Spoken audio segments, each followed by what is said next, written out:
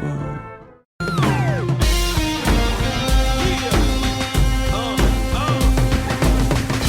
is the Seahawkers podcast, episode 407. I'm Brandon Schultz of the Military Seahawkers, and joining me, a good buddy and Montana Seahawker, Adam Emmert. What is up, my man? I don't know if I should be excited or not excited for today's episode because it's Know Your Rivals time, and it's Rams week. Right. Yeah, and I don't know about you, Brandon, but I've got mixed feelings about the whole thing. Well, in terms of how to feel about the Rams or... Yeah. And having to talk about them. Yeah. I always consider the Niners probably our biggest rival, but I feel like I have some sort of... Because the Niners are so hated as a team, like there's more feeling there. And the Rams, I really dislike them because we lose to them for no reason. Yeah, I think I hate the Rams more than the Niners, but it's pretty close. I mean, my sports hate is at an all-time high with really both franchises. But it's a different kind of hate, right? Just as you can have different kinds of love that works with the sports hatred too. Like it's passionate hate versus disdain hate. Yeah, that's actually pretty well put. Maybe I just have passionate disdain for both of these teams. Maybe it's a combination of both. Right. And I think most 12s do too, because I think the only proper way to start out this episode, Brandon, is to say catfish the Rams. Exactly. We just need to say that right out of the gate. It can't go without saying with this Rams team anytime this year or otherwise. We just wouldn't be doing our job if we didn't get that out there. And we don't want to be derelict on duty when it comes to that.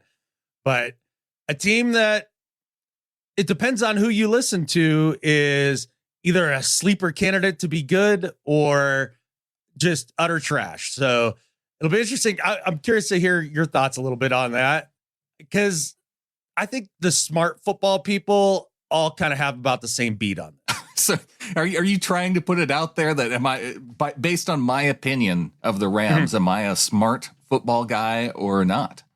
Well, I already know the answer to that one. I don't know. Maybe you don't. Maybe I feel a certain way about this team and it's going to change your mind one way or the other. With this Rams team, it has a lot to do with the health of the team because they are so veteran heavy. For being veteran heavy, they're also very young in terms of their draft class because they drafted like 14 dudes. 14 dudes, even though they didn't have a first round pick. And they picked one time at 36 and then not again until 77. So not a lot of top picks. But once they hit round 5, they were off and running with the draft picks this year. Yeah. And again, depending on who you listen to, like it's a fantastic draft for the Rams. Age draft for sure. They had a zillion picks in the back half of the draft. And if they only hit on half of those, then it's an A+ draft. That's not wrong, really, right? I mean, it's not wrong, but again, it's like saying if they only hit on half of the lottery tickets the Powerball tickets that they buy, that you have a 1 in a quadrillion chance of hitting on, then you'll be great. Well, the odds that they hit on half of the dudes at the back half of the draft are minuscule. And really, what do you consider a hit? This is why we always get into this discussion around draft time. What is considered an actual hit for a dude drafted in round 5 or later? For me, if the guy makes the roster and contributes on special teams, if you picked him in round 5, you hit on that guy because he's an actual contributor. Round 5 and later, a lot of those guys get cut and maybe make the practice squad before they go away and you never hear from them in the NFL again. That's just the general nature of being that low of a pick. It's very rare you run into a Richard Sherman or a Tariq Woolen, a guy who is a legit all-star and big contributor. So I hear some of the hype around these guys, and I have to wonder if it's just LA based or if there is some legitimate hype around these guys. We can get to the draft a little bit. I think we can start with some of the major changes with this team. And I don't know if it's really a change, but it's something worth talking about. in that we're not talking about a change in head coach, because when we got to the end of the last season, Sean McVay looked like he was on his way out for this Rams team, and you could hardly blame him, right? There's cushy TV jobs that you could take.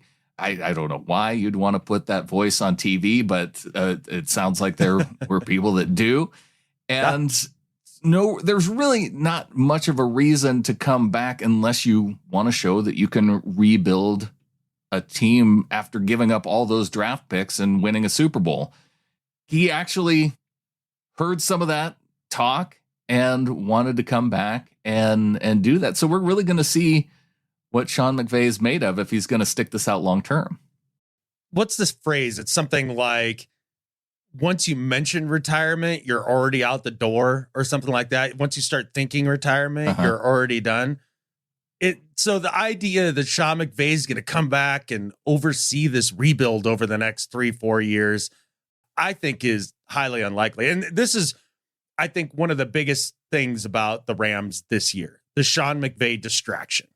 Because if they don't come out of the gates like relatively hot, let's say they go 3-5 in their first 8 games, the whole conversation is going to be, will Deshaun come back next year? What are the Rams doing? And blah, blah, blah, blah, blah. And I can't imagine that he believes they're going to be much better than that out of the gate. Although there's a lot of media pundits that do think that they're going to be better than that. It almost feels like he came back out of loyalty to like Aaron Donald. Like Aaron Donald says he wants to play one more year. He's like, all right, I'll come back and coach one more year. But this is my prediction, Brandon. And I could be dead wrong at the end of the year.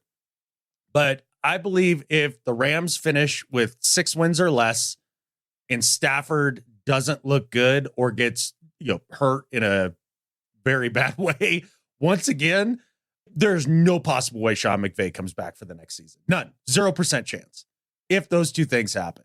And the schedule makes it tough for them to do what you're talking about. One of the things why I'm predicting not great things for the Rams this season, it was after talking to Dave Bloomquist when doing our schedule episode for the Seahawks.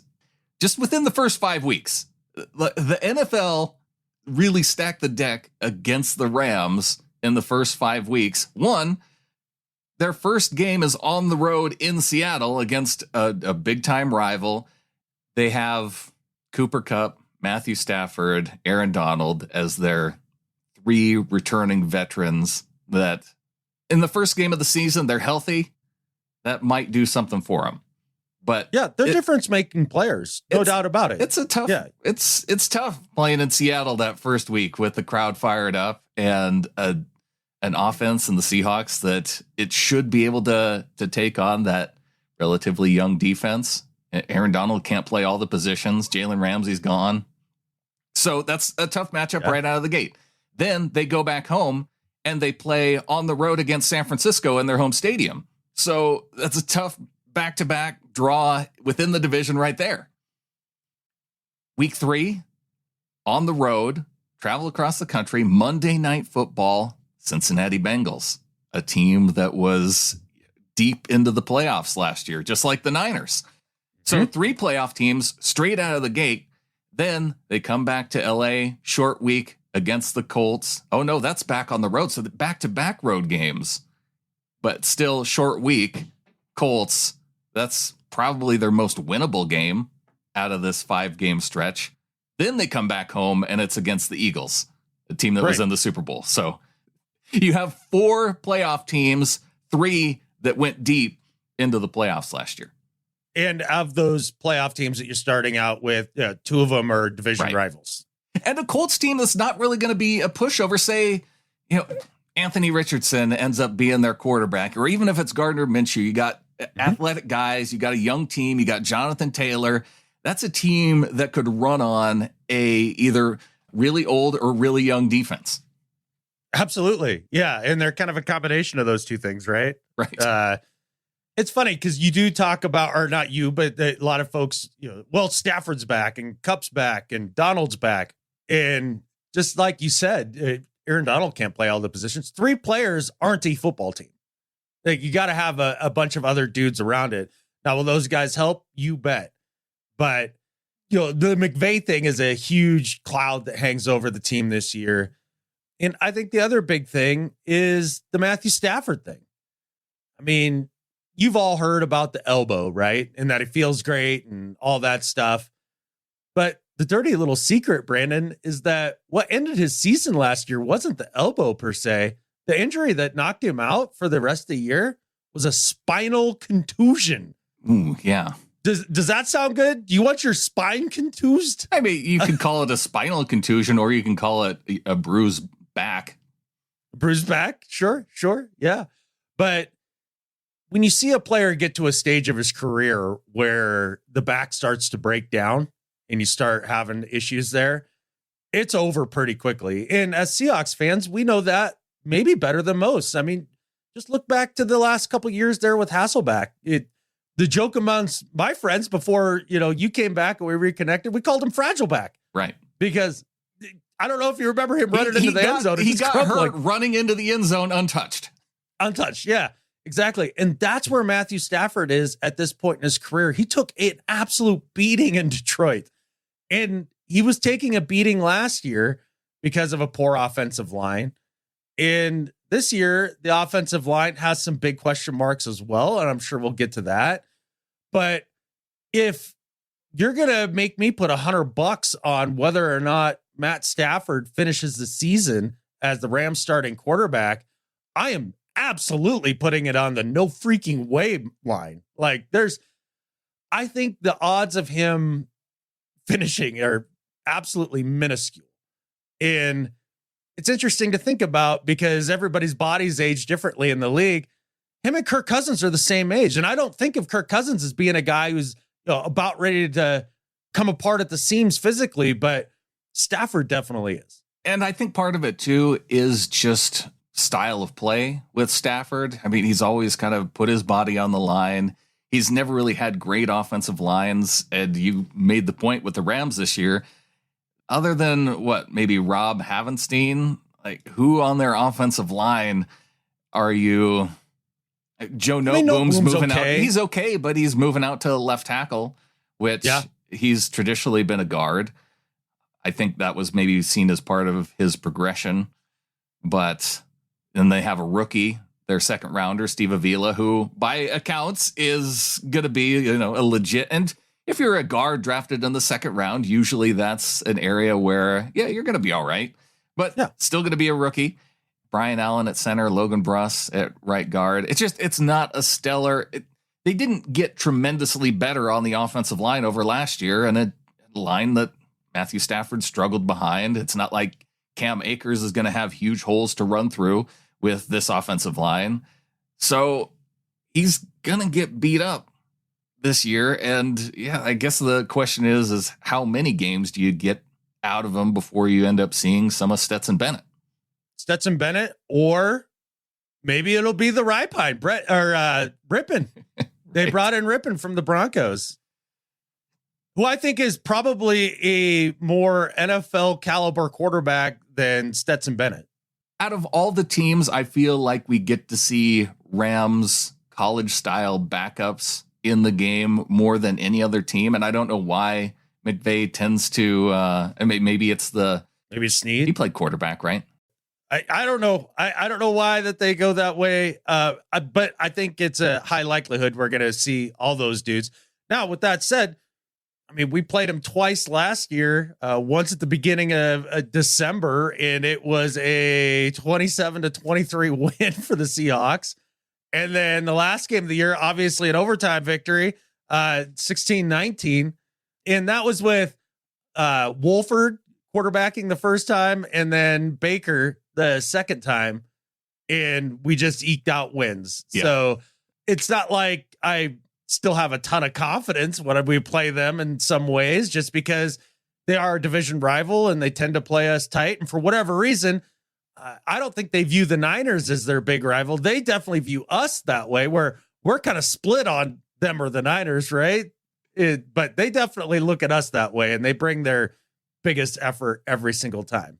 It's been this weird thing about who's had whose number throughout the division, and they've definitely had ours when it comes to just, and even going back to the Jeff Fisher era, right? Where they would just 7-9 no Rams reason. would, for no reason, beat the Seahawks, or we would eke out wins on a Golden Tate last-minute touchdown catch. It's one of the more frustrating rivalries, this one against the Rams. Yes, absolutely. And I don't see them as being a team that's going to put it together and be a very good team this year. There's a lot of folks that I've heard on the Talking Head shows, and they really do believe that with Kupp, Donald, and Stafford, like these guys that can be contenders, and they're going to be contenders. Well, they had some big losses this year, and especially on the defensive side of the ball. And that stuff doesn't just magically heal itself. I mean, right now they're looking at, corners of like Akello Weatherspoon. Like we saw him. We know what he's all about. not your picture of a starting corner, at least long term. No. And they're talking that there's possibly 2 second-year guys that are going to be their starters as well. And Darion Kendrick and Kobe Durant at nickel. Yeah. And so we have a Kobe that plays corner. You can't copy us like that. He shouldn't be allowed to do that. That's not allowed. No. I guess Troy Hill still hasn't signed with a team, but it's not hasn't. No, he's still out there as a free agent. And the problem is that the Rams, they don't have any money. And I don't know if they can find a way to free it up short of restructuring Aaron Donald, Matthew Stafford. And I don't know how willing either of those guys are going to be at taking less money at the end of their career for a team that who knows where they're going. It's not like if you were in the position of one of those guys, you go to them, you want them to make a restructure of their contract so we can sign Troy Hill. Is Troy Hill making the difference between this being a 7-8 win team and an 11-win team that's going to go to the playoffs? Probably not. So negative. Why would you take less money? Exactly. And according to Colin Cowherd, they did go to Matt Stafford and try to get him to redo his deal and take less money. And he was like, no, I'm good on that. And this is part of their, sell your soul to the devil season to win a championship. And the people that are high on the Rams, they say, well, they had their teardown year last year, and this is the start of bringing it all back up and all of that. Like, it only takes 1 year to go from selling your soul to the devil to tearing it all down to coming back to being contenders. And it doesn't work that way. The reason why the Seahawks were good last year when everybody thought they wouldn't be is that they didn't use that Rams model with the F them picks and just spending out your ears and making trades everywhere. So there was a base level of talent there that was ready to rock. That's not what you have with the Rams. You have 3 stars and then a bunch of scrubs. Yeah. This isn't the next step to them being good again, or that they're going to be good again this year, that the rebuild is complete or close to complete. Like to your point, they can't just bring back Troy Hill and be like, yeah, man, we're going to the NFC Championship game. Like, it's absolutely absurd. And I think this is going to be a multi-year process for them because of the fact of the way that they went about roster building. In terms of their offense, I think that could be what helps keep them in games. They're going to have to put up a lot of points. It's the defense that I would be the most concerned about. Just when I go down the roster, the interior of their defensive line. Okay. Bobby Brown, I like him coming into his 3rd year at nose. Aaron Donald, obviously like him, even, no matter what age he is, as long as he's able to get out there and take the field. We haven't seen him sidelined by any major injuries. But then when you start looking outside of that within their front 7, they've been able to work around just having a few guys here and there that are decent. And they've had guys in that front 7 who are good enough. But when I start looking at names like Marquise Copeland as a starter, Byron Young, who is a rookie, Ernest Jones at linebacker, Christian Roseboom at linebacker. Michael, how do you not know Christian Roseboom? I don't know. Michael Hoyt, he was okay, right? Or I don't know how to pronounce his last name. I always thought it was Hoyt, but then I heard a couple people say it Hecht the other day, and I was like, oh, well, maybe I got it wrong. I don't know. It reads Hecht, but I think it's pronounced differently. Anyway, not important. See, nobody can even come to a consensus on the dude's pronunciation of his name.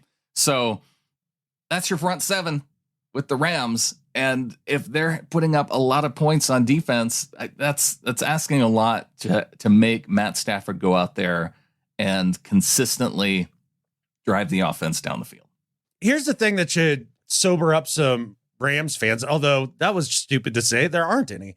The fact that the defense had as many key losses as they did from last year's team, like really good players, Jalen Ramsey, Leonard Floyd, right, Wagner, Ashawn Robinson in the middle of the interior there. Ashawn Robinson, like these are big losses. And even with those guys, players of that ilk, these guys were 21st in the league points per game last year. Wow. You think that's getting better? 21st? 21st. And they didn't get better.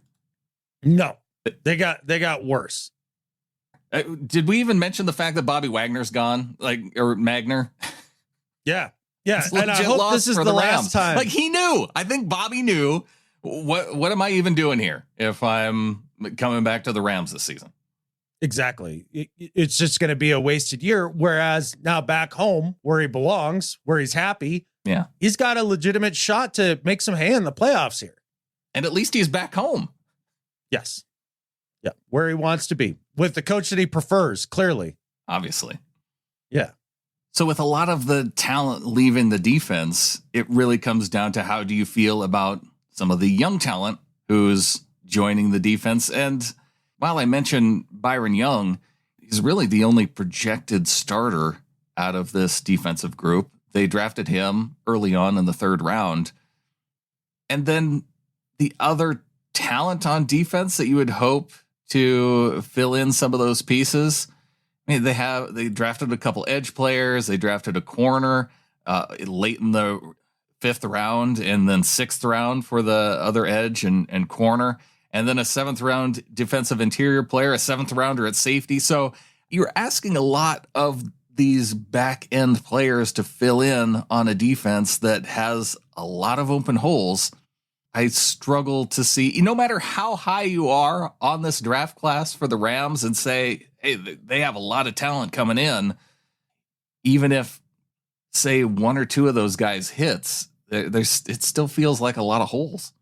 It does feel like a lot of holes. And, I listened to our buddy EJ Snyder talking with Brett on, the Bootleg podcast, and They did their Rams preview episode. And, one of the reasons that we love having EJ on is that he's really tuned into college football and the draft and those sort of things, like way more than we are. So I know you feel the same way. For one of us to speak about one of their 6th round draft picks, other than being like, whatever about this guy, like, yeah, all we know is just general history of those guys working out. Like we don't know, like Puka Nacua, their wide receiver, who they seem to be high on him. Sean McVay seems high on him. So, okay, maybe they get some, a 5th round receiver ends up being good. It's fine. Oh yeah. But both of those guys were really high on all these later round picks. And, it kind of came down to the idea of value. That's fine. But can the guy actually play? In odds are there's a reason these dudes fell to the 6th, 7th round or UDFAs or whatever. And, Les Snead, his drafting history, here in the last couple of years hasn't been lights out either. So the idea that they're going to hit on all these dudes in late rounds and that they're all great, like I'd have some pushback on that. I think it's more unlikely than likely by a good measure. And to rely on a lot of those guys and be like, oh, we're fine again, I just don't see it. Well, it's a really good point because it's not like they've changed out general managers and all of a sudden they're going to be good just because of their historical ability to draft in late rounds well. Let's go back to 2018 and just see if there's a fifth rounder that jumps out or later as someone who has stuck with the team and done well. And I like this. In 2018, they drafted, it's a very similar draft actually to the 2023 draft. It was Joseph Noteboom in round 3 was their first pick. He's worked out. He's still with them. He's their starting left guard or left tackle now. Brian Allen worked out at center. So they did well early on with their first couple picks, but then John Franklin Myers at defensive end. You don't see him around anymore or talked about. Micah Kaiser, linebacker. Okoronkwo, who I think, did he go to the Niners? Maybe.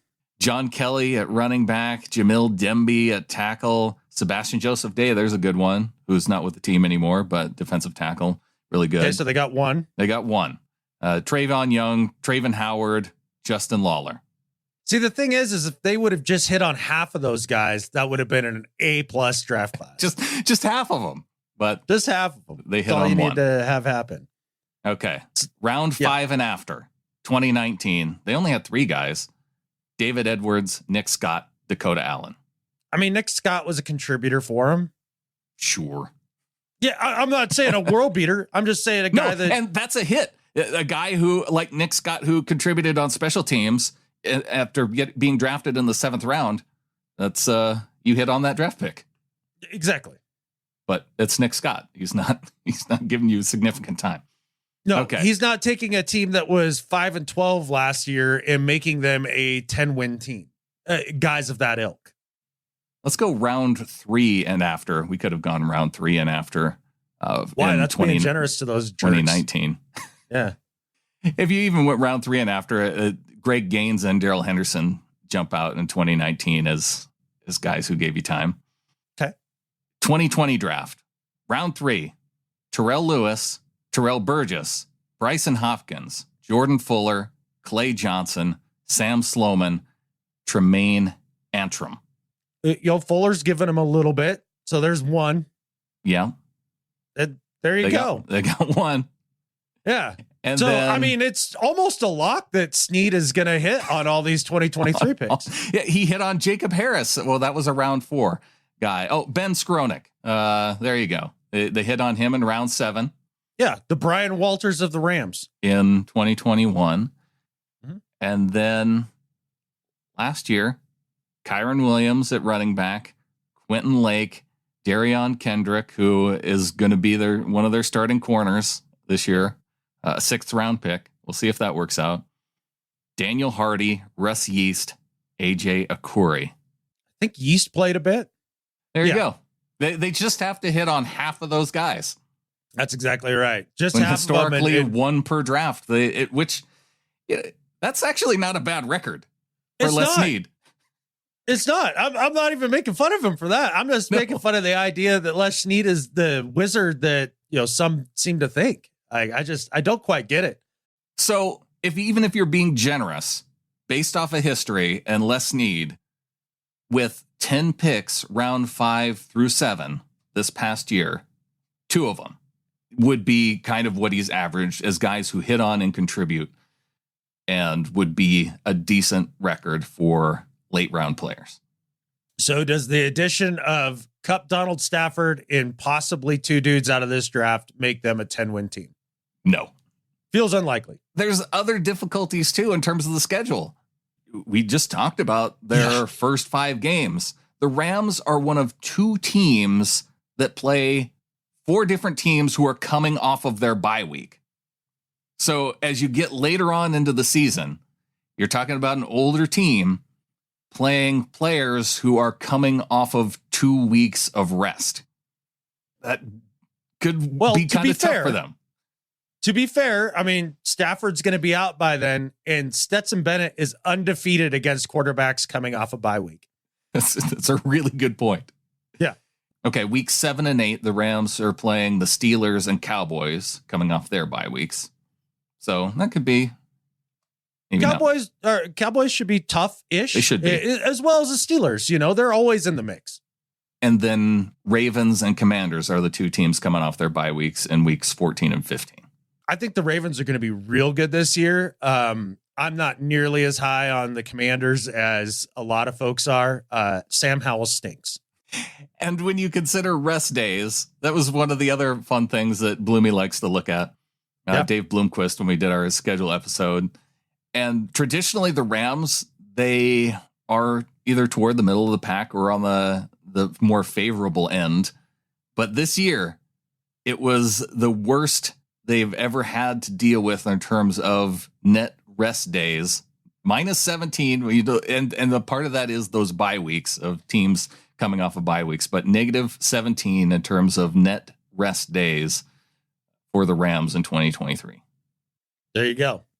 Out of all of Bloomy's conspiracies that he's come up with, the Caleb conspiracy is I'm totally in on that.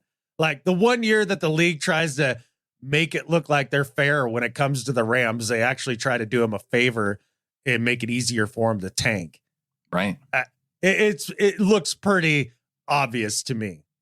That's why I have legit questions whether or not the Cardinals or the Rams will finish in fourth place. Cards roster is just garbage. It's so bad. Yeah. And a new coach. Like I feel like McVay should be able to win a couple games against Arizona. I don't know. They probably won't beat the Niners. We want them to, though. So if you go back and you look at the Rams last year and through all of their games, the teams that they played or the teams that they won against, I mean, they were all teams that were in Strugglesville last year. And when they played playoff worthy competition, they got blown out in most of those games. The only ones that were close against playoff worthy competition was against us. That was it. Which is their historical expectation for whatever reason. Exactly. Yeah. Just year in, year out. But, a 5-win team last year, a team that was in the bottom third of, a running team and a passing team, both on offense and defense. I don't see them getting into the upper half of things next year with this, quote, infusion of talent that's coming back. They're really counting on, I feel like, more of the second and third year players to fill those gaps. And it's going to be tough. For me, it all comes down to the Stafford question. And I think Noteboom's going to be okay at tackle. And, the other tackle's fine. Their center is okay. Brian Allen's okay. They've got a lot of okay guys. To count on a rookie right out of the gate and be fairly confident he's going to be good. I mean, good luck with that. And then Bruss, the other guard, he was injured all last year. This will be his de facto rookie year. So you have a middle of an offensive line that is suspect at best with a quarterback that is in the China doll stage of his career. That does not bode well. And I don't know if you've watched any Stetson Bennett stuff from his college games. I mean, he made a big throw here and there, but Georgia won at every other position. Like, that's how they won. This wasn't a Stetson Bennett driven team. And I would be, I guess, more than surprised if he turned out to be a Tom Brady type, right? Stetson Bennett is a winner, Adam. You don't know. Stetson Bennett, by all accounts, is a cocky catfish. That's what a lot of people have to say about him. Hey, if you're the quarterback of a college football team like Georgia, I mean, that wouldn't shock me. Oh, if I were Stetson Bennett and I was his age and I was the quarterback at Georgia and I won all those games with those teams, do you think I'd be the cockiest dude that's ever walked around this earth? Yep. I'm not even mad at him. Like, I get it. But yeah, I don't think that he's the straw that stirs the drink. So it's going to be a tough year. And we all heard all the time about, oh, look at McVay on the sideline. Losing is so hard on this guy. He just can't handle it. And because he was about to break down into tears every 5 seconds. I don't see him wanting to come back. And even if they have the type of draft pick to go after Caleb or the other one's Drake May that everybody's talking about, right? I haven't dove into those guys at all. And you probably won't. I won't. Not anytime soon. Until draft time next year when you do your look at quarterbacks. Right. I just don't see a guy like McVay wanting to stick around with new wife. And didn't they just have a kid? All that stuff. I could see him maybe finding the energy to try and rebuild. I could see that.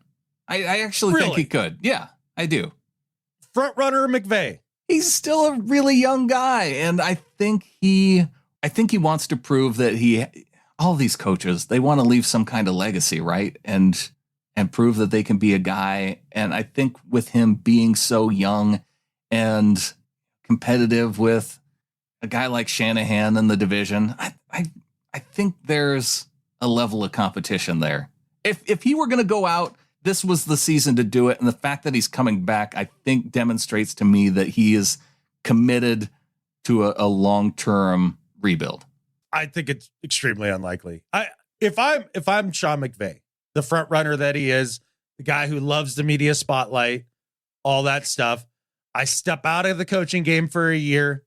I go into the booth and I Sean Payton the hell out of this and come back the next year, have my pick of the litter of any team that I want to go to. That would be the way that I would play. Because you're right, he is awfully young. That's why you sit out this year, because now he's going to have that. I guess the thing that would save him is if there is a Stafford injury that he could point to and say, I came back because I thought we'd get a healthy year out of Matt. And it's going to be a lot harder to get a job after another back-to-back down years. Come on. He is the darling of all of NFL media. They trip and fall all over themselves over Sean McVay. And you sit in the booth for a year, even when you're terrible, even if you're a bad NFL coach and you come to the booth, what do the other announcers do when they're talking to you and stuff? Oh man, when you were coaching, you were just the best at this, that, and the other thing. And they just talk him up and their stocks go through the roof. It's how it works. I'm trying to come up with a guy who has been in a similar position that was a darling and then lost, is relatively young. Sean Payton. Yeah. He won the one chip. The team eventually disintegrated around him to where, he's out there starting Jameis. That's true. He's always been kind of because he's offensive minded, he's always been a relative darling and been able to go through some of those tough years. And a Parcells disciple. Everybody loves that.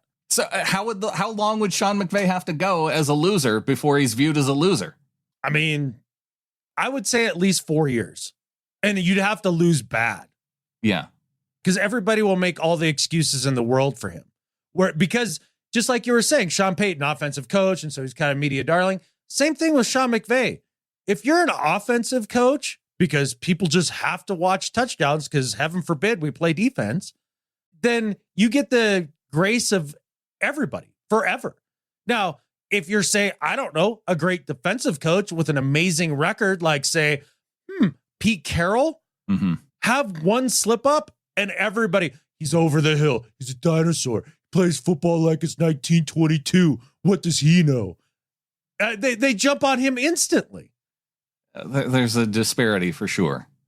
God, I hate them so much. My sports hate for McVay and the Rams is off the charts, man. I do. I hate them more than the Niners. I sports hate them more than the Niners. Yeah, at least you could poke at the 49ers fans and say, when was your last chip? And right. If there were Rams fans to actually debate with, then they'd have a much quicker comeback on that answer. For sure. Yeah. I've been looking forward to this episode. I think I said I had mixed feelings about it, but now that we get into it, I don't think I enjoyed this. No. Well, you should enjoy the fact that the Rams should be bad and will be bad, and I will settle for 2 close victories, even though they shouldn't be close for any reason. Well, let's talk about that. Like, why why was it so tight last year in those two games? And the answer was, in the first contest, with the Wolford quarterback game, they ran for 170 yards on the Seahawks. The second game, Cam Akers went for over 100 yards. That's the only way that they were able to stay in the game. Mm-hmm. So if the Seahawks really have done what it takes to be better against the run, which we're all being sold on, then these games should not be close. And we should find out real quick, right? I know a lot of us were looking at the Detroit Lions game as a measuring stick for the defense, but really straight out of the gate, it should be the Rams, because McVay is a smart enough coach, and he showed it last year. He knew the weakness of the defense and he exploited it, and that's what kept the Rams in those two games, like you said. And without Stafford, they leaned on the run pretty heavy all season, right? But still finished, what was it in rushing? They still finished 28th in the league in rushing. But if they would have had Stafford healthy in those two games, they could have won those games. If they take those similar approaches with the run game, because then you're just talking about having to complete enough passes to keep the chains moving in those situations, and you end up putting another touchdown or field goal or two on the board. Exactly. Okay, now I went from kind of enjoying this to not enjoying it.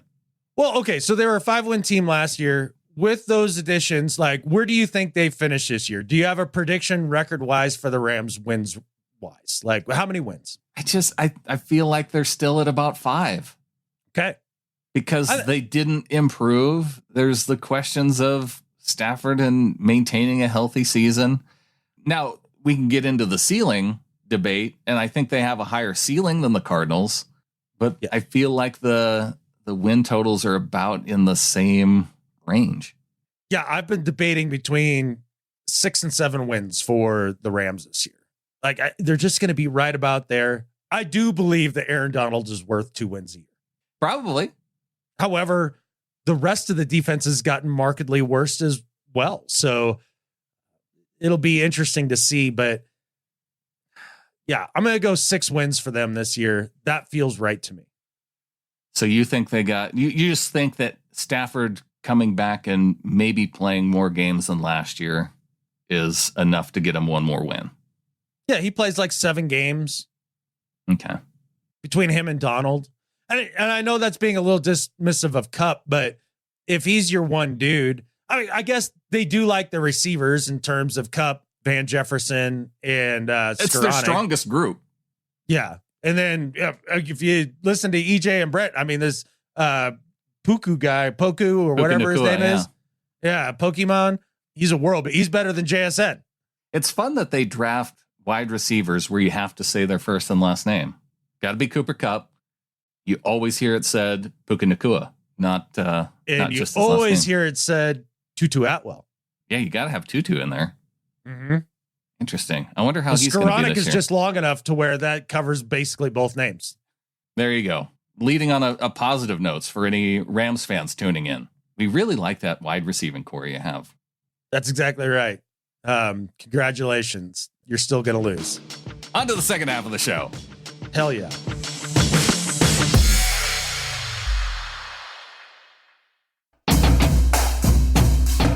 Football season, Adam, is starting this week. Training camp, July 26th.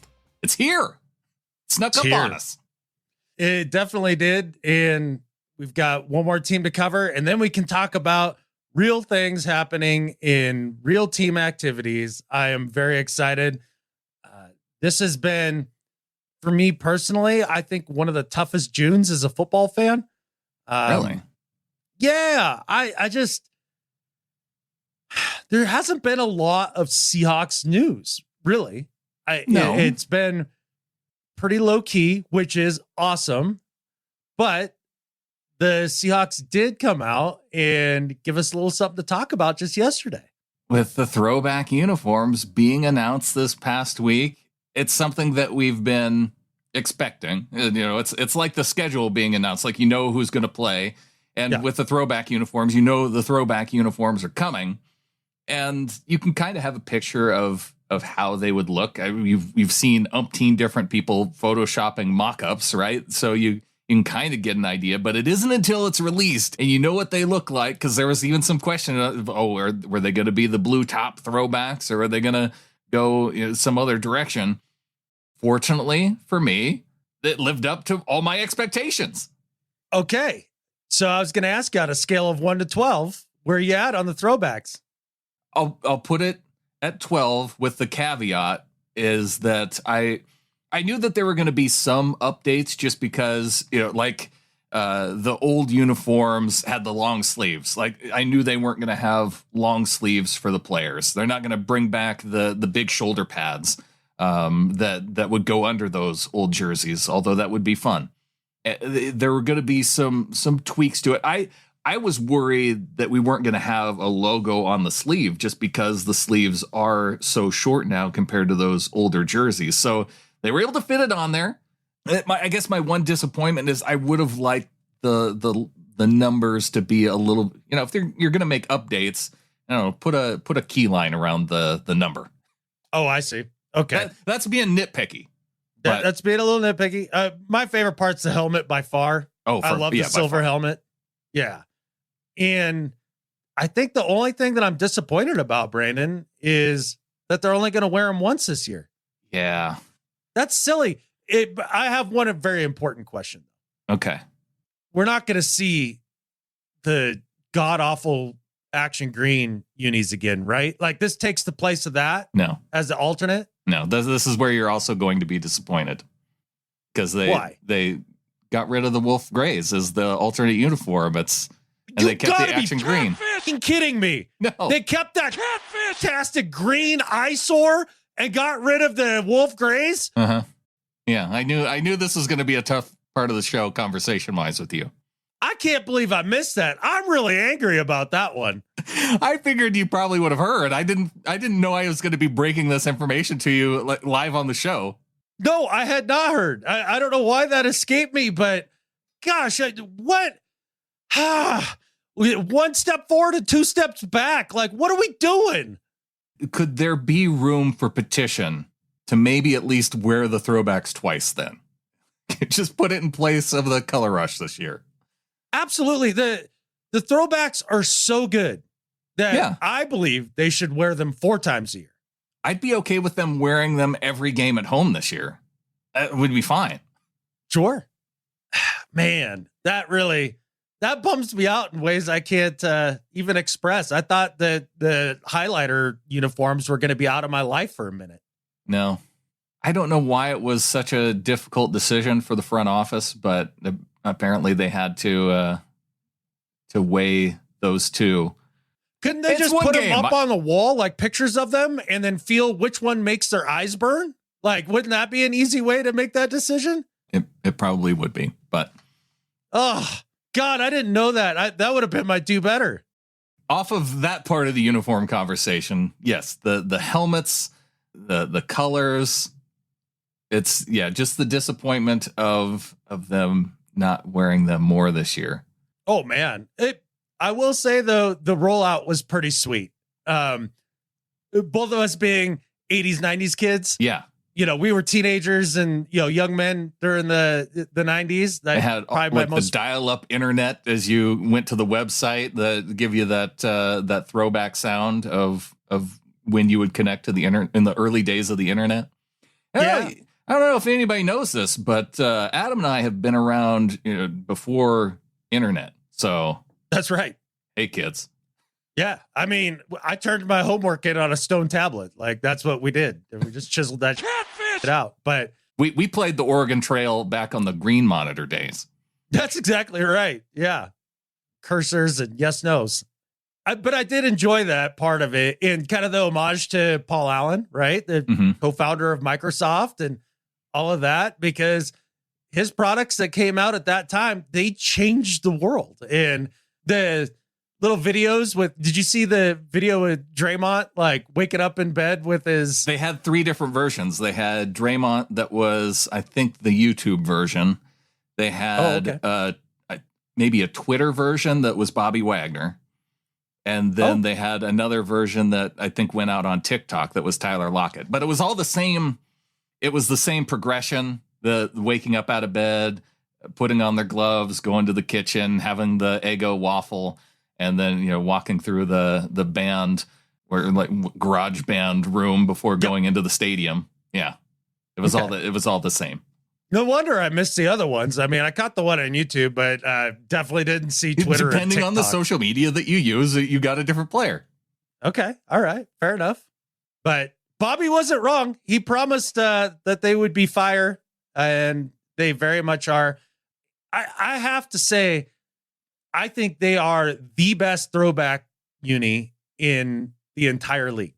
Yeah, it was funny. The Colts, the day after, came out with their uniforms, and I feel like... Could you tell a difference? No. I mean, that's the thing with like Green Bay, Chicago. Yeah. Yeah, the Colts, some of the original teams and all that, like their uniforms are old school and classic and iconic. Like they just haven't really changed much, nor should they. So, well, it's like the Browns. Somebody was saying, those ones should change. Are the Browns going to wear their throwbacks and when they play Seattle? Yep, but also no. Right, exactly. Yeah, yeah. What the thing with the Browns? Why the throwback against the Browns? That's not a game that I guess maybe to get people to go to that game. I don't know. I don't want to go to that game. Very disappointing, but oh well. Yeah. The Browns could be one of those sneaky teams this year. We'll see. They could be. There's a team that's drafted well and is in position for their young guys to come up, and they just have to put it together at quarterback. Right. But they did maybe one of the worst things that they could possibly do by going out and getting that scuzzbag to play quarterback for them. And they've got Ethan Posick at center. So, oh, well, pencil him in as the AFC representative in the Super Bowl. Let's do it. And I mean, you talked about the Posick push. Yeah. Two wins. Chalk up 2 wins to anybody who has Ethan Posick at center. Exactly. He's the Aaron Donald of centers. And we can always chalk up 2 wins for this show just based on our executive producers, DCH, Brian Shaw, and Rebecca Christensen. Just, the best of the best. And I don't have to worry that I'm going to have to bench any of those folks any given week. They're all starters, week in, week out. I know I can count on them. It's great. No injury risk. They're going to be healthy and with the team throughout the season. So that's exactly right. It's one of my favorite groups. The strongest position group of the flock right there. 100%. We've also got some new additions to the flock. Chris Collette in at 1212. So welcome to the Ring of Honor group to Chris. What up, Chris? Appreciate that a ton. We've also got Randy Kidd into the Ring of Honor at 1212. I know for sure I saw Randy in the Facebook group here this past week. So welcome to the flock to Randy. Heck yeah, Randy. I mean, we always welcome these new folks coming into the flock and getting in the Ring of Honor.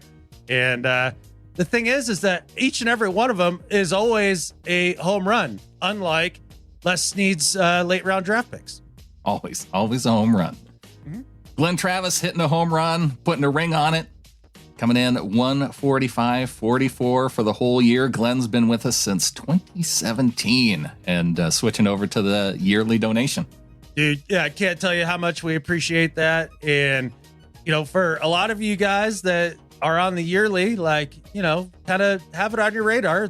We're coming up on the beginning of the year. So just to keep that in mind. Yeah. Well, July is a good time frame too, to do that because it tends to be a down part of the year, but it's when July's a good time because if you're a season ticket holder for the team, like you've paid off your season tickets by this time, if you're on the payment plan, and then, you have that little downtime before then you're having to pay for travel to go to games and plan for your, beer money and that sort of thing for game day. Right. Yeah, you're exactly right. It financially makes sense. It's right in the financial sweet spot. Right in the financial sweet spot. And then you get it out of the way for the whole year and you don't even have to think about it. And you just tune into the show each and every week. Because, if you're a freeloader, then that just sits and, festers with you all season long. Yeah, all season. You're sitting in your seats going, man, I can't wait to listen to what the guys have to say after this game. Then you're like, oh, but I've freeloaded for so long. I'm way past my 2-year window. I don't know what to do. Well, it's pretty easy. Just come get in the flock, guys. You can get in theflock.com, and $3 a month and above gets you into our Discord channel, gets you into our Pick'em League, and helps support the prizes. I've gotten all the prizes out to the top 5. I'm going to be working my way through the weekly winners here over these next couple weeks before the season starts, and we get going on this again. Heck yeah, man. It's going to be a fun year, too. This is a year you want to be all in as a 12. It's going to be a fun year because you've got the throwbacks, as we mentioned before. We've got a fun young offense with some cool pieces, a defense that has to be better. It has to be. And I keep telling myself that. You're laughing at me, but it's something that I keep repeating to myself to will it into existence. Much like Mariners fans trying to will Shohei Ohtani coming to the Mariners from the Angels at some point, either in the middle of the season or the off season. Oh, interesting. Okay. I was actually talking to a baseball fan. I found one the other night, and I asked him about Ohtani, and a Rangers fan. So, not connected to the Mariners really at all, obviously a rival, but I asked him where he thought Ohtani would go, and he put Seattle at the top of the list. That was his opinion. Most people believe that based on the connection to Japan, it's going to be a West Coast team. That makes sense. So it narrows West it Coast, down. Best Coast. Yeah. Why would you want to go anywhere else? Yeah, if you want to do the regular travel back to Japan, you don't want to have to do it from New York. No. And then you'd have to live in New York. Right. Or anywhere out east. Black. Exactly. Yeah. There's no mountains. I don't know if that is a consideration for Ohtani, but I guess we'll find out. Any sane person, and he seems to be a very smart guy. Uh-huh. So, yeah. I've watched a little Mariners, although it bugs me how it's not part of the YouTube cable plan. Oh, and what, like Root Sports or whatever? Yeah, Root Sports isn't on YouTube. Well, sounds like the execs at Root Sports needs to get their poop in a group here. Mm-hmm. That doesn't seem like it'd be a big purchase for YouTube or something like that. Maybe it'll happen. I don't want to have to do the YouTube, and I think maybe it's on one of the other streaming channels. What's a Tubi or what's Freeview or whatever? What's the other sports one that everybody uses? Fubo? Fubo, yeah, that's the one. Okay, maybe it's on there. I don't know. I think it's on Fubo. I don't know. I'll say this. I am looking forward to seeing how the direct ticket thing works with YouTube TVs. And I got that. It's on there. Yeah. So, love it. Here we go. It's got to be better. And I got a text the other day. One of the services, I don't know if it's a startup, but they're trying to do more of the game day chats and that sort of thing. And it wouldn't have to be every week, because that was my early consideration, is that, hey, we were planning to travel to a couple games. Not every week we want to get on and do live in-game commentary. So I don't know. Maybe there's an opportunity for that this year. You're telling me there's some new service that helps to make that happen? Yeah. Oh, okay. Not just how we've kind of piecemealed it on YouTube, but like an actual service. Really? Yeah. Now, does it also broadcast to YouTube? I don't know. I guess we will find out by preseason week 1. Yeah. We're early on in discussions. That's we're all. early in discussions. Like, super early. Yeah. Transferring platforms. Because we're going to live stream the first quarter of the first preseason game, right? Sure. I mean, everybody's stoked by then. We got to do that. I'm not doing the whole game. Oh, well, why? Exactly. We both like ourselves, so we wouldn't do that. Yeah. I mean, maybe we stick around a little bit into the second quarter, but yeah, once the third stringers come in, yeah, what are we doing? I'm not Brock Heward, trying to call that stuff. On to do better and better at life. All right, man. My do better this week is for a mayor of a small French town, and I have no idea how you pronounce this. There's an accent in it and all sorts of stuff. Plus, it's in snooty French. I think it's Bizarres. Anyways. All right. The mayor, Robert Minard, is really, really upset about dogs taking craps on the sidewalk. Like he just it just rubs him the wrong way. And I get it. Nobody likes it, like, and all that. But I mean, of all the things to focus on as a mayor, like if dog crap is your number one priority, I don't know what to tell you. But good old Robert here, he's taking it a step too far. Like this is really stuck in his craw in a way that has got him thinking a little crazy. So on a trial basis here, this is what they're going to do. If you own a dog in that city, you have to take it down and submit it to a DNA test so that they can keep the DNA on record. And then you have to purchase a dog, quote, passport. And the DNA test is a part of that passport, so that if they find dog crap on the sidewalk, they can DNA test the dog crap and figure out which dog is responsible and then charge the homeowner for the cleanup. I have a lot of questions here, and I think this is a bad idea on 1,000 levels. One, I'm going to go with the first one.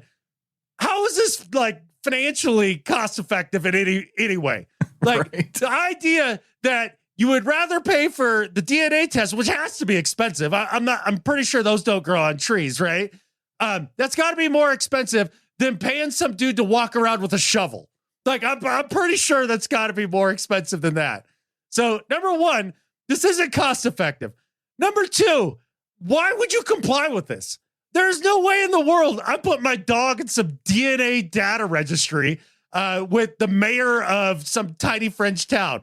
Like, whatever, dude. Like, figure it out. Number three, if you really have this big of a problem with things, go out with a shovel yourself, Robert. Like, yeah, trash can and a shovel. Solve the problem. It's fine. Number four, why are citizens so rude that they don't even pick up their own dog crap? Like, come on, man. They got to do better there. But the number one problem with this I have is definitely the slippery slope argument.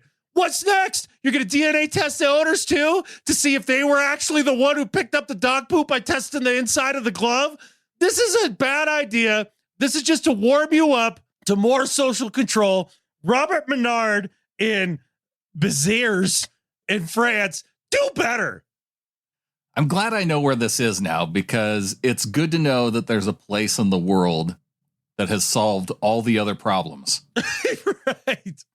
That they've got to the one, like, okay, everything else is solved, but there's too much dog crap that's not being picked up. How do we fix that? And you're absolutely right. If they have to go through the trouble of DNA testing it, somebody has to pick it up. So why can't that just be the answer? I don't know.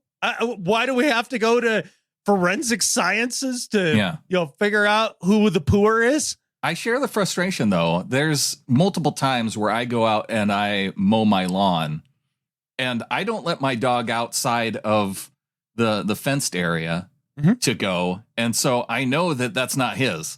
So where's it coming from? And why are you not picking it up? Yeah, here's the funny part. So the number one, Ollie, the mountain dog, he does not do his business on the property. He goes off into the Forest Service. Yeah, which is great. Like, well, even my dog goes like as far to the fence line as possible. Exactly. Like, dogs are smart that way. They want to keep it away from the house. They don't poop where they live, right? Because they're smart that way, right? So the extra poop that's in my yard is usually on top of something because it's a fox, and that's how they mark stuff. Is they come and they just take a dump on it. Like. Yeah, that's frustrating. Now, fortunately, with Ollie the mountain dog, a lot fewer of those occurrences. But yeah, he chases the foxes away. That's right. Yeah. Oh, they have an ongoing battle almost every day. Well, I don't know. I thought that was just bizarre. It is bizarre. Maybe DNA testing has become more cost effective, but the idea that you would register your pet, that just wouldn't fly here. Negative, Ghost Rider. No. Nope.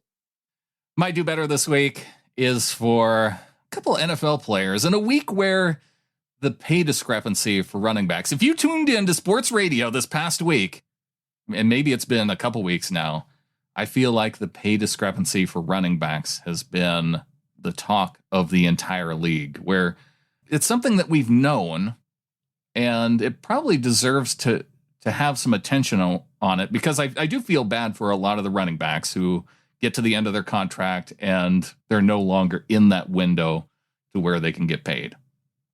But the guys helping their argument, well, at least these two people were not helping at all. You had Le'Veon Bell out there, you had Des Bryant out there, and one of the tweets by Des Bryant, he was highlighting that there's pay disparity between kickers and running backs. And it was a picture of Justin Tucker on one side, Saquon Barkley on the other. Average salary for an NFL kicker in 2023, $2.26 million. Average salary for an NFL running back in 2023, $1.81 million. And Des asks, can someone please explain this? And Des, the reason why this isn't helpful is because this is kind of basic math and economics. Like, you have way more running backs that a team rosters, and those running backs, the backup ones, are going to bring down that amount for average salary. So you've got almost 200 running backs that are throughout the league. You've got 32 don't kickers. The backup kickers also bring down the salary, Brandon? Oh, wait, there are backup kickers. Got it. Yeah, right. Okay. No backup kickers. So yeah, all starting kickers. And generally, kickers, if you're good at your job, you're going to be in the league a long time. After you're in the league a long time, it's because you're good, and so you're making a decent salary. You're not making. I mean, the thing is, though, the top kickers aren't making what the top running backs are making. So it's just a weird argument to try and throw out there. It takes the discussion away from the actual issue. Like, you're comparing positions that shouldn't even be compared. It's a greater disparity to compare left tackles to running backs. The average left tackle salary is like 7 or 8 million in the league, which is wild considering you do have backup left tackles. Mm-hmm. So how come tight ends don't get paid like quarterbacks? It's absolutely absurd. I looked at the average quarterback salary for the league, and again, because a lot of teams roster 3 quarterbacks on the team, average quarterback salary in the NFL is $4 million. Is that a true fact? Yeah. Wow. Which is half as much as the average left tackle salary. Wow. Yeah. That's really surprising. I would have guessed like 10. It's not. It's because there are so many. So when you're doing statistics like that, you have to be very careful. And Des Bryant was not careful with this. And then there was also Le'Veon Bell, who tried to compare his situation to Disney's movie, The Ants. Tweeted out saying, Disney a long time ago, 1998, taught me a valuable lesson about sticking together. Go watch not Ants. It was A Bug's Life. Ants was a Bug's different Life. one. Oh, okay. Similar premise. Sure. It was okay. One of the Ant movies. Yeah. It'll put in perspective the running back market. The running backs are the ants. I'm Flick, the inventive ant. I took all the damage from the grasshoppers, owners. At the time, no one could see my vision or what I was standing for, but all I was doing was preparing to go against the grasshoppers/owners. But as a lone inventive ant/running back, I obviously couldn't beat the grasshoppers/owners alone. So, Le'Veon Bell, just going back to his situation where he ended up taking a year off. It was all for the greater good against the grasshoppers, Adam. He wrote that little tweet or wherever he put it out on, and should have just signed the forever victim, Le'Veon Bell. Give me a break. A guy with a terrible attitude and a malcontent, and then wonders why he doesn't get paid. What a martyr. What a self-made martyr in Le'Veon Bell. Just out there fighting the grasshoppers, fighting the good fight. But again, see, this message to me, it takes away from the actual message that the running backs and trying to find a solution, rather than trying to hold yourself up as a martyr to the cause, whether pointing to kickers as the problem that they're making so much more money. This does not further the solution of how to get running backs paid sooner. So for Des Bryant and Le'Veon Bell, do better. Yeah, for sure. The big problem really isn't that the good backs aren't getting paid. Like, for example, Saquon, he's set to make like 10, 11 million this year with the franchise tag or whatever with the it is. Franchise tag, right. Okay. Upper tier quarterbacks are 50, 60 million. So is a quarterback 5 to 6 more times valuable than a running back? Probably. Yeah. Like, that feels about right. The big problem is, and you brought it up just right there at the end, Brandon, is they need to get paid sooner. Having to wait 4 years and then getting the one contract, that's kind of brutal because they don't get a contract after that one. And No. we're seeing it starting to skew to they don't even get that one. We just use you up on the rookie deal and kick you to the curb, which if I'm a GM, I'm doing that all day. That's smart business. Or maybe you franchise for 1 year. Yeah. But if you're a running back, why would you take that? And that's what you're seeing with Saquon, with Josh Jacobs, 2 of the best running backs in the league right now. And they're having a hard time getting a new deal. So to me, the solution is you've got to make a franchise decision on a running back after about 2 years. I was going to say, so do you impose a new rule as the NFL commissioner that your rookie deal is a 2-year deal as a running back? I think it would have to be something that negotiated through the Players Association. And then does that now hurt the guys who aren't stars, right? Like if you have a 4-year deal with the team, I mean, I guess there's probably not that much guaranteed in, the year 3, year 4 of a rookie, 3rd round rookie contract. Yeah. I don't know. It's interesting to think about because the hard part is that the physical punishment isn't commensurate with the pay. Now, the importance in replaceability of a running back, it is reflected in the pay. So somehow there's a disconnect there that we have to bridge because it is sad. Somebody like Saquon, he deserves a bag. No doubt about it. And he's actually one of the guys who's done pretty well because he was a top 5 draft pick. Sure. He's gotten pretty decent money being just based off of the position he was drafted in. Oh, but absolutely. If you're a guy like Chris Carson, Nick Chubb, or Chris Carson, and I say Chubb because he wasn't even drafted in the first round. So you have to go through your rookie deal at that second round level. You got 4 years of barely getting paid. And Chris Carson was in the same boat, right? And then he gets hurt. He never really made that. He didn't get that big contract like a guy like Nick Chubb or Christian McCaffrey or those guys got because of their draft position. Yep, for sure. That part of the system is broken to a degree in, that's market economics to a degree and the way that the NFL wants to change things and take the game to more of a patty cakes passing league.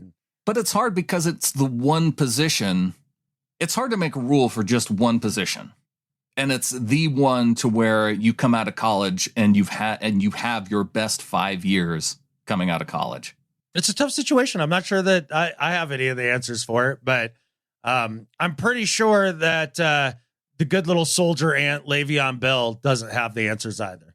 And that was his opportunity. Rather than pointing at himself and comparing his situation to A Bug's Life, how has he not been thinking about how to solve this after going through this like he did? Why is he not the one out there being a champion around the solution that could make all this work? Nope. It's just look at how hard you're the it was inventive for me. ant. How have you not invented the solution? I just want you all to still appreciate what I was doing for myself and only myself back in the day. I want you guys to appreciate that. Yeah. I can't stand that guy. On to Better at Life. All right, Brandon, my Better at Life this week, and this probably should have been your Better at Life because this is for a sailor, a man of the ocean, How do you a know man it's of the not sea. mine? We haven't gotten to mine yet. Oh, okay. Well, maybe we have the same one. But my Better at Life than Skip Bayless this week is for Timothy Lindsay Shattuck. He's 54 years old. He's an Australian sailor. He got on his boat, started sailing to Mexico with his dog, and in some freak accident or weather storm or whatever the hell happened, all the electronics on his boat went out. Oh. And him and his dog were adrift and survived for 3 freaking months until they washed up in Mexico and were found on a boat. They survived off eating raw fish and collecting rainwater.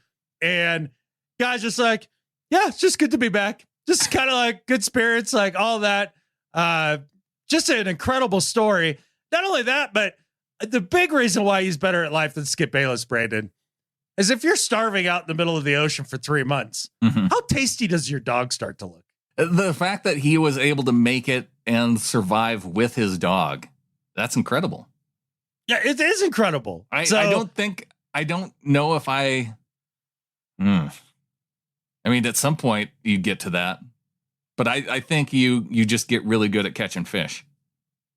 They must have been. He must be a hell of a fisherman, but kind of a bummer to have to live off of sushi, though. Like, sushi's a nice treat now and then, but I don't think I could be a full-time sushi guy. I'd rather eat raw fish than raw dog. Oh my gosh, that was hilarious. Yes, yeah, you're 100% right. Yeah, you don't want to have to eat raw dog. and so for the Australian man, I've already forgot his name because I had to look it up. Mr. Shattuck, better at life than Skip Bayless. Yeah, that's an incredible feat of survival. The weird thing is, that would be one of the more miserable things to have happen, because just being so thirsty but surrounded by water, I can't imagine how frustrating that part would be. Yeah. And then also surrounded by fish, but fortunately able to at least have enough to.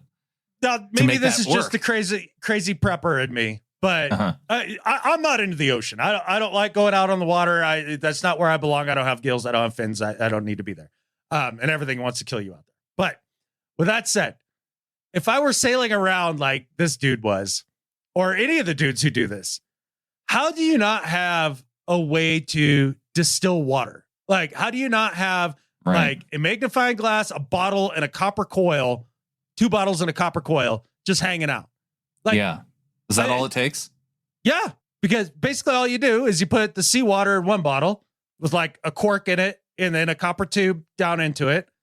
And then you boil it with the magnifying glass because it's always sunny on the freaking ocean. Yeah. You boil it, it turns into steam, goes up into the copper coil where it cools, and then all the salt down the other side. Yeah. And then you have fresh water on the other side. Yeah. Like, that seems like that should be standard fare. A solar distiller. Shoot, that's $1 million idea. Don't take it, any of you little flockers. I'm about to patent this. Catfish! It should come standard on all ocean-going vessels, specifically for this reason. Yeah. Yeah. Because these things seem to go adrift all the time, man. Yeah, if they can make the little plastic urinal things that keep from splashing standard in malls, like, you should be able to make enough money off of this idea. Absolutely. Yeah. You'd be silly not to buy one if you had a sailboat. My better at life this week, I'm giving it to our Seahawks, Adam. I don't know if you noticed this, but we talked about it. And so you did notice it. The rollout of the uniforms. It was on point.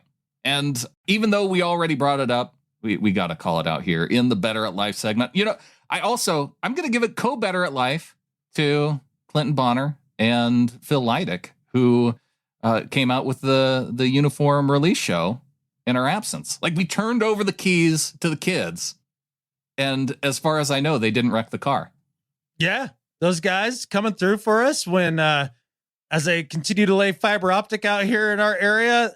There are certain days where the internet goes on and off about 15, 30 times a day, and that was that yesterday. So because you were all fired up. You're like, we got to do a release episode, and Phil's on vacation, and he chimes in like he was fired up for it.